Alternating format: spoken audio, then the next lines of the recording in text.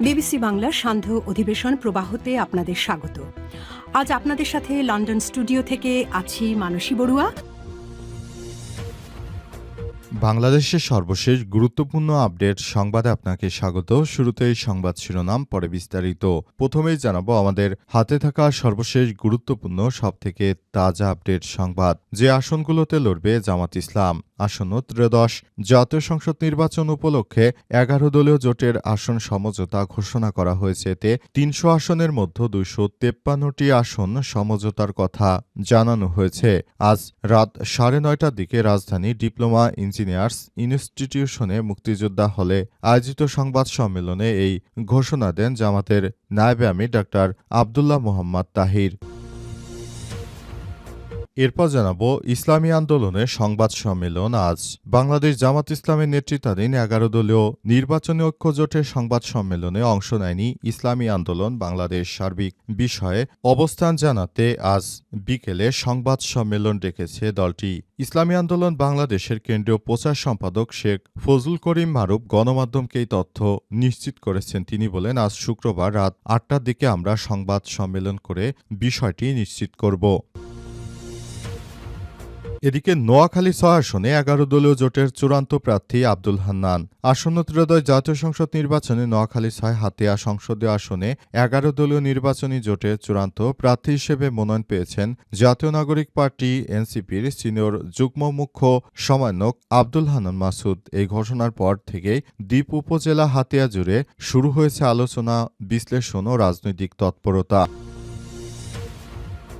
এবারে জানাবো সেনা অভিযানে অস্ত্রসহ শীর্ষ সন্ত্রাসী রিফাত আটক। যৌথ বাহিনীর অভিযানকালে রিফাতের কাছ থেকে 2টি এলএমজি, 60টি কার্তুজ, 2 লিটার বাংলা মদ, 4টি রামদা, 6টি চাকু সহ আরও বেশ কিছু অস্ত্রশস্ত্র উদ্ধার করা হয়েছে। চট্টগ্রামের লোহাগাড়ায় সেনাবাহিনীর বিশেষ অভিযানে অস্ত্রসহ এই শীর্ষ সন্ত্রাসী রিফাতকে আটক করা হয়েছে। এবং সর্বশেষ জানাবো বিএনপি জামাতের মধ্যে ব্যাপক সংঘর্ষ, যা বললেন অ্যানি। বিএনপির যুগ্ম মুখ্য মহাসচিব শহীদুদ্দিন চৌধুরী অ্যানি বলেছেন, উভয় পক্ষের মধ্যে অপরাধ প্রবণতা দেখা দিয়েছে। মারামারি কোনোভাবেই কাম্য নয়। শান্তিপূর্ণ এবং সুন্দর একটি নির্বাচন হবে, এটাই বাংলাদেশের প্রত্যাশা। জায়গা ভবিষ্যৎ যেন আমাদের এই নির্বাচনে বাধাগ্রস্ত না হয়। মারামারি ঘটনা কিভাবে সুন্দর সমাধান এবং সুন্দর একটি নির্বাচনী পরিবেশ তৈরি করা যায়, সেই পদক্ষেপ গ্রহণ করা হবে। প্রিয় দর্শক, এতক্ষণ শুনছিলেন সংবাদ শিরোনাম, এবারে বিস্তারিত। তবে তার আগে বন্ধুরা, অনুরোধ থাকবে এই সংবাদটিতে একটি লাইক দিন। এই চ্যানেলে আপনি নতুন হয়ে থাকলে আমাদের সংবাদটি দেখতে দেখতে চ্যানেলটি সাবস্ক্রাইব করে রাখুন। কমেন্ট করে বন্ধুরা আপনার মূল্যবান মতামত জানিয়ে দিন আপনি বিশ্বের কোন দেশ থেকে বা বাংলাদেশের কোন স্থান থেকে আমাদের সংবাদটি দেখছেন এবং শুনছেন। গাজা যুদ্ধে আপনি যদি নিরীহ ফিলিস্তিনিদের ভালোবেসে থাকেন, কমেন্টে ইয়েস লিখে পুরো বিশ্বকে জানিয়ে দিন। এবারে বিস্তারিত। যে আসনগুলোতে লড়বে জামাত ইসলাম।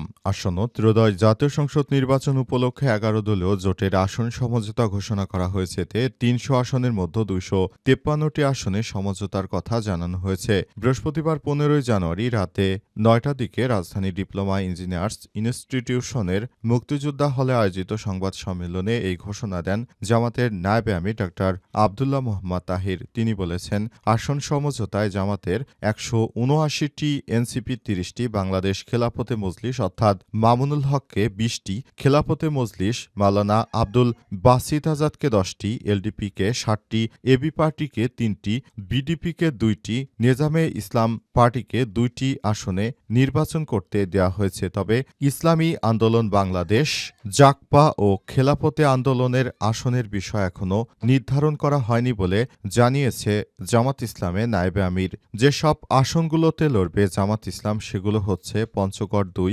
ঠাকুরগাঁও 1, ঠাকুরগাঁও 2, ঠাকুরগাঁও 3, দিনাজপুর 1, দিনাজপুর 2, দিনাজপুর 3, দিনাজপুর 4, দিনাজপুর 6, বিরামপুর, হাকিমপুর ও ঘোড়াঘাট উপজেলা, নীলফামারী নীলফামারী ১, নীলফামারী ২, নীলফামারী ৩, লালমনিরহাট ১, লালমনিরহাট ২, লালমনিরহাট ৩, রংপুর ১, রংপুর ২, রংপুর ৩, রংপুর ৫, রংপুর ৬, কুড়িগ্রাম ৩, এছাড়াও কুড়িগ্রাম ৪, গাইবান্ধা ১, গাইবান্ধা ২, গাইবান্ধা ৩, গাইবান্ধা ৪ সহ আরও অসংখ্য আসন, এভাবে মোট ১৭৯টি আসনে তারা নির্বাচন করবে। ইসলামী আন্দোলনের সংবাদ সম্মেলন আজ। বাংলাদেশ জামাত ইসলামের নেতৃত্বাধীন ১১ দলীয় নির্বাচনী ঐক্য জোটে সংবাদ সম্মেলনে অংশ নেয়নি ইসলামী আন্দোলন বাংলাদেশ। সার্বিক বিষয়ে অবস্থান জানাতে শুক্রবার বিকেলে সংবাদ সম্মেলন রেখেছে দলটি। বৃহস্পতিবার রাত 8:30টার দিকে ইসলামী আন্দোলন বাংলাদেশের কেন্দ্রীয় প্রচার সম্পাদক শেখ ফজলুল করিমকে গণমাধ্যমে তথ্য নিশ্চিত করা হয়। এদিকে রাত 9টার দিকে ডিপ্লোমা ইঞ্জিনিয়ার্স ইনস্টিটিউশনে মিলনায়তনে সংবাদ সম্মেলন করে ২৫৩ আসনে সমঝোতার ঘোষণা দেয় ১১ দলীয় জোট। তবে শেষ পর্যন্ত ইসলামী আন্দোলন বাংলাদেশ এতে অংশ নেয়নি। সংবাদ সম্মেলনে জামাত ইসলামের নায়েব আমির সৈয়দ আবদুল্লাহ মোহাম্মদ তাহির বলেছেন, বাংলাদেশ জামাত ইসলাম ১৭৯, জাতীয় নাগরিক পার্টি ৩০টি, খেলাফতে মজলিস ২০টি, খেলাফতে মজলিস ১০টি, এলডিপি ৬০টি আসনে লড়বে। এছাড়াও এবি পার্টি ৩টি, বিডিপি ২টি ও নেজামে ইসলাম পার্টি ২টি আসনে প্রতিদ্বন্দ্বিতা করবে বলে জানানো হয়েছে।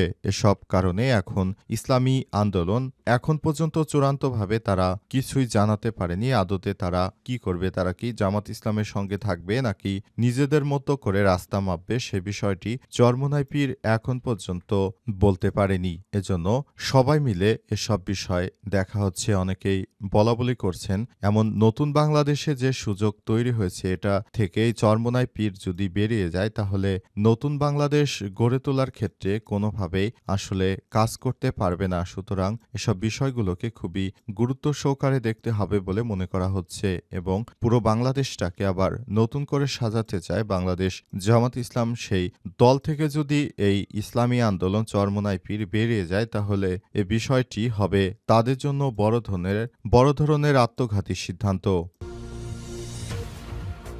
নোয়াখালী ৬ আসনে ১১ দলীয় জোটের চূড়ান্ত প্রার্থী আব্দুল হান্নান মাসুদ। আসন্ন ত্রয়োদশ জাতীয় সংসদ নির্বাচনে নোয়াখালী ৬ হাতিয়া সংসদ আসনে ১১ দলীয় নির্বাচনে জোটের চূড়ান্ত প্রার্থী হিসেবে মনোনয়ন পেয়েছেন জাতীয় নাগরিক পার্টি এনসিপির সিনিয়র যুগ্ম মুখ্য সমন্বয়ক আব্দুল হান্নান মাসুদ। এ সময় পর থেকেই দ্বীপ উপজেলা হাতিয়া জুড়ে শুরু হয়েছে আলোচনা, বিশ্লেষণ ও রাজনৈতিক তৎপরতা। বৃহস্পতিবার রাত ৮টার দিকে রাজধানী ডিপ্লোমা ইঞ্জিনিয়ার্স ইনস্টিটিউটে আয়োজিত এক সংবাদ সম্মেলনে আনুষ্ঠানিকভাবে এই সমঝোতার ঘোষণা দেওয়া হয়। সংবাদ সম্মেলনে ১১ দলীয় জোটের পক্ষ থেকে ঘোষণা দেন বাংলাদেশ জামাত ইসলামের নায়েব আমির সৈয়দ আবদুল্লাহ মোহাম্মদ তাহির। তিনি বলেন, ১১ দলীয় নির্বাচনী ঐক্যে আওতায় জাতীয় নাগরিক পার্টি এনসিপি সারা দেশে ৩০টি আসন তাদেরকে দেওয়া হয়েছে।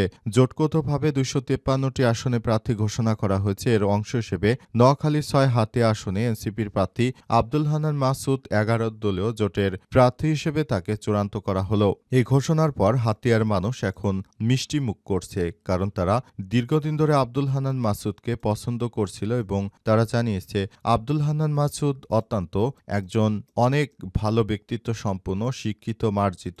তার মতো ব্যক্তির হাতে বাংলাদেশ নিরাপদে থাকবে, নতুন বাংলাদেশ গড়ে তুলতে পারবে এবং সে অনুযায়ী পুরো বাংলাদেশটাকে সুন্দরভাবে সাজিয়ে গুছিয়ে নিতে হবে। এজন্য সবাইকে আরও বেশি সজাগ থাকতে হবে এবং আব্দুল হান্নান মাসুদ ভাইকে ভোট দিয়ে নির্বাচিত করে আগামী জাতীয় সংসদ নির্বাচনে বাংলাদেশ সহ হাতিয়া যেন আরও ভালো অবস্থানে যেতে পারে সেই ব্যবস্থা গ্রহণ করা উচিত বলে মনে করা হচ্ছে। নতুন বাংলাদেশ গড়ে তোলার জন্য এনসিপির নেতৃত্ববৃন্দদের ছাড়া কোনো বিকল্প নেই বলে মনে করা হচ্ছে। সেনাবাহিনীর অভিযানে শীর্ষ অস্ত্র সন্ত্রাসী রিফাত আটক। চট্টগ্রামের লোহাগড়ায় সেনাবাহিনীর বিশেষ অভিযানে অস্ত্রসহ শীর্ষ সন্ত্রাসী রিফাত ৩৫কে আটক করা হয়েছে। আজ বিকাল ৩টার দিকে চরম্বা ইউনিয়নের ৫ নং ওয়ার্ডের তেলিবিলা এলাকা থেকে তাকে গ্রেপ্তার করা হয়। গ্রেপ্তারকৃত রিফাত উপজেলার চরম্বা ইউনিয়ন ৫ নং ওয়ার্ডের তেলিবিলা এলাকার সিদ্দিক সওদাগরের পুত্র। যৌথ বাহিনীর অভিযানে আটক রিফাতের কাছ থেকে ২টি এলজি, ৬০টি কার্তুজ, ২ লিটার বাংলা মদ, ৪টি রামদা, ৫টি চাকু, একটি ড্রোন, ৮টি মোবাইল, ৩টি মেমোরি কার্ড, একটি মোবাইলের ব্যাটারি, একটি রকেট, প্যারাশুট, ফ্লেয়ার, সিগন্যাল, এক পেন ড্রাইভ ও একটি মোটরসাইকেল উদ্ধার করা হয়েছে। দীর্ঘদিন ধরে সে এলাকায় চাঁদাবাজি, ভয়ভীতি প্রদর্শন, সন্ত্রাসী কর্মকাণ্ড সহ বিভিন্ন অপরাধে জড়িত ছিল বলে জানিয়েছে স্থানীয়রা। লোহাগাড়া আর্মি ক্যাম্পের ক্যাপ্টেন ওলিদ বিন মওদুদ বলেছেন, গোয়েন্দা তথ্যের ভিত্তিতে উল্লেখিত এলাকা থেকে উক্ত অস্ত্রসহ শীর্ষ সন্ত্রাসী রিফাতকে আটক করা হয়েছে। আটককৃত সন্ত্রাসী রিফাত অস্ত্রসহ লোহাগাড়া থানায় হস্তান্তর করা হয়েছে। স্থানীয় বাসিন্দারা জানায়, রিফাত দীর্ঘদিন ধরে এলাকায় আতঙ্কের নাম ছিল তার। গ্রেপ্তার এলাকায় স্বস্তি ফিরে এসেছে। লোহাগাড়া থানার অফিসার ইনচার্জ আব্দুল জলিল বলেছেন, আটক সন্ত্রাসীদের বিরুদ্ধে মামলা দায়ের করা হয়েছে।